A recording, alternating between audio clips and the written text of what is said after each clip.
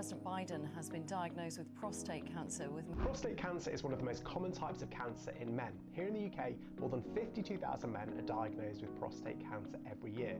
Men over 45, what I'm about to tell you could save your life.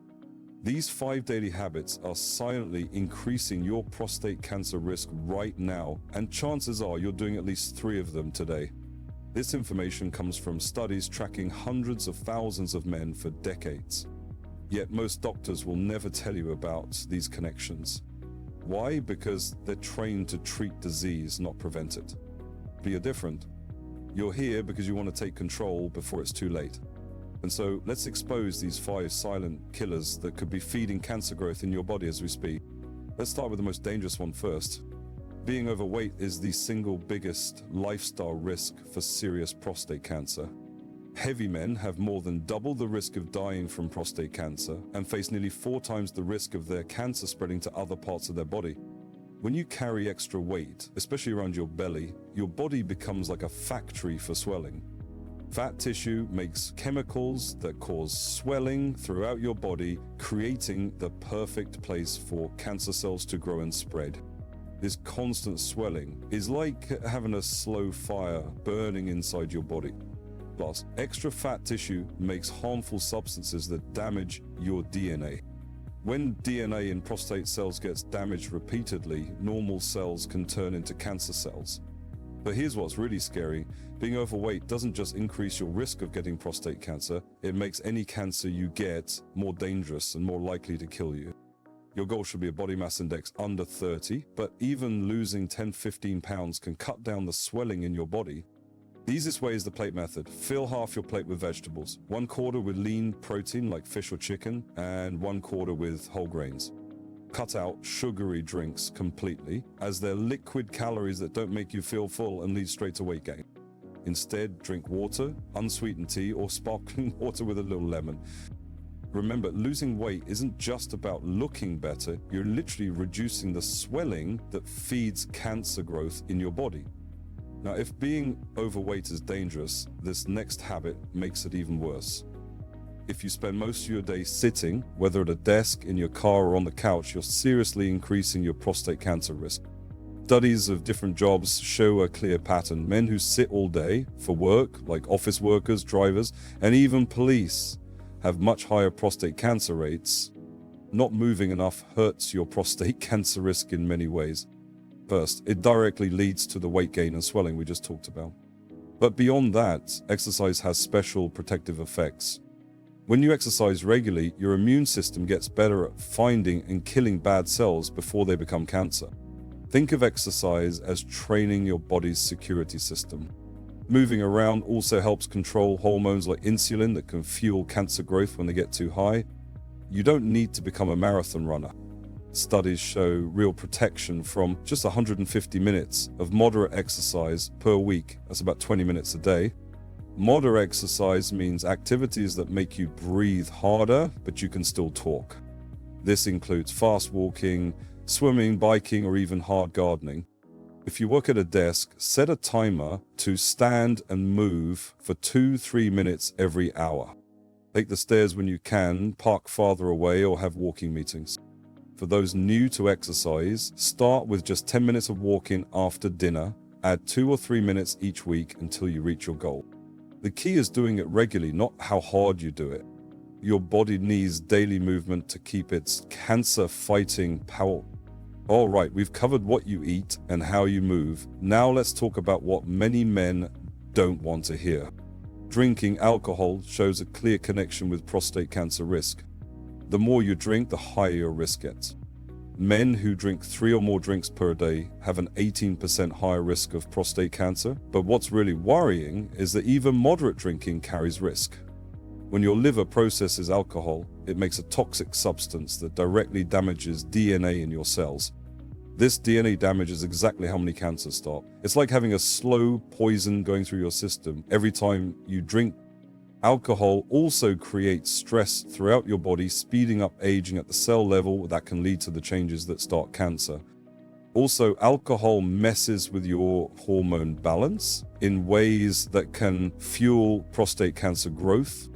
It can increase estrogen levels, and affect how your body handles testosterone, both things that influence cancer risk.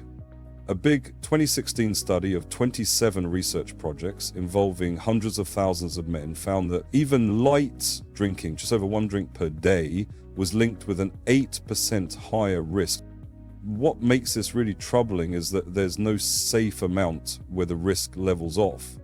The safest approach is to limit alcohol significantly or avoid it completely. 1 drink equals 12 ounces of beer, 5 ounces of wine, or 1.5 ounces of hard liquor. If you're using alcohol to relax after work, try other activities like a warm bath, reading, or light exercise. If you're drinking socially, switch between alcoholic drinks and water. Your prostate health is worth the effort. Now here's one that's going to shock you because everyone says dairy is healthy. Studies show again and again that eating a lot of dairy increases prostate cancer risk. Men drinking more than 1 glass of whole milk per day have double the risk of deadly prostate cancer. Even more worrying, men eating 1 or more servings daily of skim or low-fat milk had a 19% higher prostate cancer risk.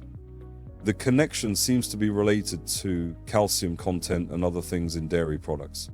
Very high calcium intake may stop vitamin D production in your body, and vitamin D has protective effects against cancer. When vitamin D gets stopped, your cancer risk can go up significantly. Also, dairy products contain a hormone called IGF-1 that makes cells grow. While this is good for kids' growth, higher IGF-1 levels in adults have been linked with higher cancer risk. It's basically giving cancer cells growth signals they don't need. You don't need to hurt bone health for prostate health. The trick is getting your calcium from non-dairy sources. Your body needs about 700 million of calcium daily, which you can easily get from fortified soy milk or almond milk, leafy green vegetables like kale and collard greens, canned salmon or sardines with bones, sesame seeds, and fortified orange juice. Interestingly, studies show that daily drinking of soy milk is actually linked with reduced prostate cancer risk, making it a great dairy substitute. Make the switch slowly, replace cow's milk with fortified plant milk in your cereal and coffee first, then work on cutting down cheese and other dairy products. All right, number 5. If you're a smoker, you probably saw this one coming. While smoking's role in first causing prostate cancer is debated, there's absolutely no debate about this. If you smoke and get prostate cancer, you're in serious trouble. Smokers with prostate cancer have a 69% higher risk of dying from the disease, and they're more likely to have aggressive, high-grade tumors. Tobacco smoke contains over 70 known cancer-causing chemicals. These substances directly damage DNA in prostate cells, messing up the normal controls on cell growth and division. It's like throwing sand into the gears of your cellular machinery. Eventually, something breaks down badly. Smoking also affects your hormone levels in dangerous ways. Male smokers have higher levels of testosterone and other male hormones compared to non-smokers. Since prostate cancer is hormone sensitive, these higher hormone levels can fuel cancer growth like gasoline on a fire. Additionally, smoking increases constant swelling throughout your body, including in the prostate gland. This will environment helps cancer cells survive and spread. If you smoke, quitting is the single most important thing you can do for your prostate health. The good news is that your cancer risk begins going down as soon as you quit. Start by setting a quit date within the next 2 weeks. Remove all tobacco products from your home and car. Consider nicotine replacement therapy. Talk to your doctor about what's right for you. The National Quit Line, 1-800-QUIT-NOW, gives free counseling and support. But wait, I promise you a bonus, and this one might be the hardest for many of you to hear. Eating large amounts of red and processed meats increases prostate cancer risk. Men who eat a lot of red meat, like beef, pork, and lamb, along with processed meats like bacon, sausage, and deli meats, have higher rates of both total and advanced prostate cancer. When you cook red meat at high heat, either grilling, frying, or broiling, it forms compounds that can cause cancer.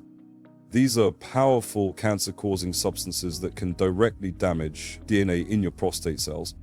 The charred, blackened parts of grilled meat have the most of these cancer-causing compounds.